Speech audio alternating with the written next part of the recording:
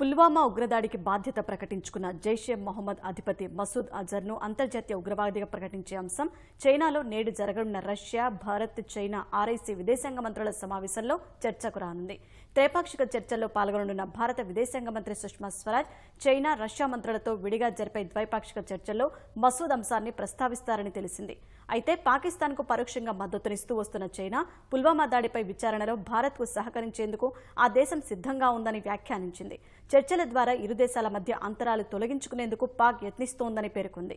మసూద్ను అంతర్జాతీయ ఉగ్రవాదిగా ప్రకటించే అంశాన్ని చైనా వ్యతిరేకిస్తూ వస్తున్న నేపథ్యంలో పుల్వామా దాడి తర్వాత మొదటిసారిగా చైనా మంత్రితో జరిగే ఈ ఉన్నత స్థాయి భేటీ ప్రాధాన్యం సంతరించుకుంది.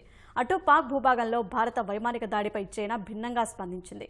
ఉగ్రవాదంపై భారత్ తన పోరాటాన్ని కొనసాగించాలన్న డ్రాగన్ దేశం ఇరు దేశాలు సంయమనం పాటించాలని సూచించింది.